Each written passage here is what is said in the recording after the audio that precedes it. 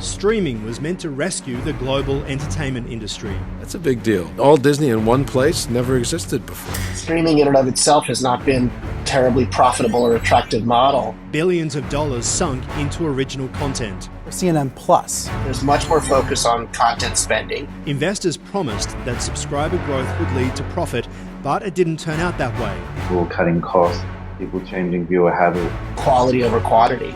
Now investors are demanding change at the top. That's going to Disneyland every day of the week. First, it attacked pay TV. Now the streaming industry itself is fighting to survive. You probably don't need 8 to 12 of these services. You probably have 2 or 3 at the end of the day. This is the Streaming Wars.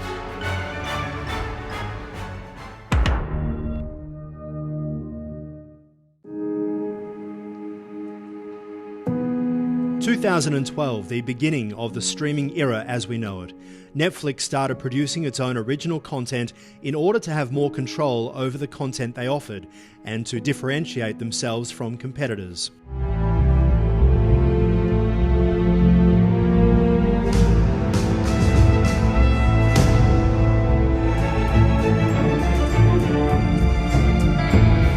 Netflix took a massive risk to produce its first in-house TV show. Do you solemnly swear and affirm that the testimony you are about to give is the truth, the whole truth, and nothing but the truth?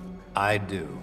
House of Cards was a streaming smash hit, but also the beginning of a new term, binge-worthy content. By producing their own shows, Netflix was able to offer unique and exclusive programming that could only be found on their platform, which helped to attract and retain subscribers. That caught the attention of Wall Street, and as Netflix's stock rose, traditional media companies across Hollywood watched on with envy. I think a lot of these enterprises are looking to Netflix as probably, the top horse in the race, and which had a huge market capitalization, trying to compete with them. When Netflix launched, they were the only game in town, made it much easier for them to turn a profit.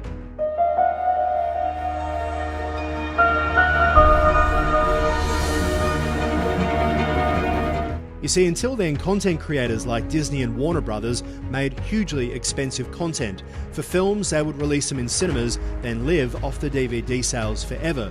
Make it once, enjoy the profits. Or then produce a TV series, sell it to the TV networks in America and around the world. A happy and profitable ecosystem that Netflix started to threaten. Why let ads interrupt your favorite TV shows when you can pay $10 a month and watch them whenever you want? So if you were creating a news product from scratch in 2022, how would you build it? That's one of the questions, one of the starting points for CNN Plus.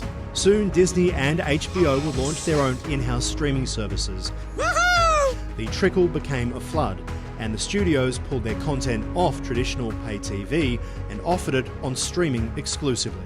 3 or 4 years ago, when quote-unquote the streaming services all launched, if you will, I think there was a broad-based sentiment amongst most to all of the studios, maybe Sony, where I can from being the only exception, that you needed to keep everything in-house and almost hoard the content to build your own Disney Pluses or HBO Maxes or Paramount Pluses, whatever it was. Then their goal was to take all the content they owned, monetize it internally, roll that out eventually internationally. You'll see the lack of HBO Max coming up in international markets like Australia being a sign that they've kind of pivoted away from that and cutting content deals with local providers. As everyone jumped in, consumers were spoiled for choice. Streaming content production soared, the pandemic propelling their in-home success. But then suddenly, the darlings of the pandemic started to sour. There were some early Wall Street reports that came out about a year ago saying, hey, how profitable is this business? And why do you just keep spending for this content that gets viewed and burnt off really quickly? This seems like a zero-sum game. Studios were faced with the decision to either premiere a $100 million film in the cinema or to drop it exclusively on their own streaming service. I think there was a period of time in Disney's case when Disney Plus was just launching 3 years ago or so, where, I think it was almost like everything was being kept in-house, or 90-10. And they're going to revert now to selling more and licensing more out to the ecosystem. There are thousands of episodes of television and hundreds of library titles and theatrical releases. In 2019, Bob Iger, in his first term as Disney's CEO, promised to create a service at a level that no one could compete with. But Disney Plus would take time to turn a profit. In the meantime, the company would experience a lull in profits as Disney's content and channels were removed from traditional broadcast. I think the rollout and the strategy might not have been what they originally had envisioned under Bob Chapwick. So I think now we'll see whether they scale back those really large and original productions and focus on previously created licensed content or more diversified content strategies or changing prices. But I obviously feel like this is a different type of lull to the one they were anticipating. Very quickly, that became a loss-making business. They've kind of reverted back to a hybrid model of the old distribution model mixed in with also having domestic streaming services. Consumers worked out they could wait for highly anticipated shows to arrive, then sign up to that service, binge over the weekend, and cancel it by Monday. So you have to kind of wonder, how many of these things do you actually need? I think it's a very fair question to ask. It didn't take Wall Street long to realise that competing for subscribers at any cost was a runaway train. Main thing is, I think they just thought they could keep growing subscribers to get to that certain point, but most people are now hitting a ceiling for what subscribers they can get for a premium price. It had been a war to win subscribers at any cost. Now it's a battle to survive. I think it's, number crunches. I think the amount of investment time that they've been given to make this a profitable service has started to run out. You look at Netflix, Disney, and even Binge in Australia bringing in cheaper ad-based models to bring in subscribers that just aren't interested in spending X amount a month in entertainment. Consumers started noticing too.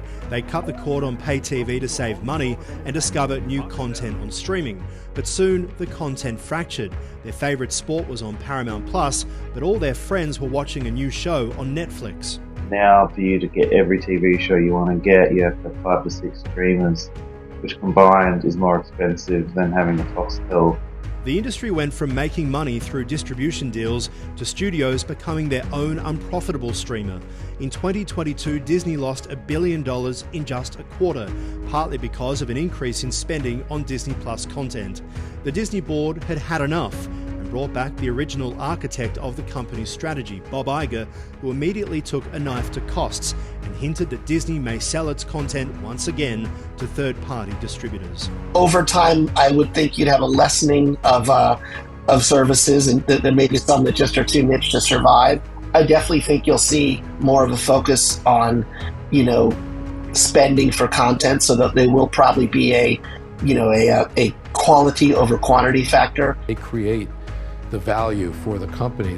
The world of streaming is set to change. People like Disney will see the solution to some of these problems is just continuing to increase size.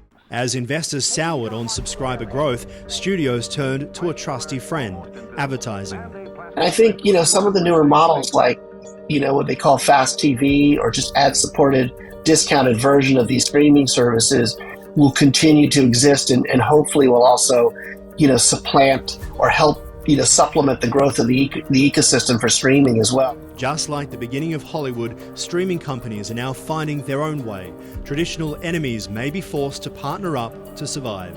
Early days of streaming is still only 10 years old, so it's still the Wild West. I think for the pure plays, I think it's hard for all these things to survive. Consumers started out by winning in the streaming game of choice. Now, as investors demand profits, the studios are asking, what on earth will happen next?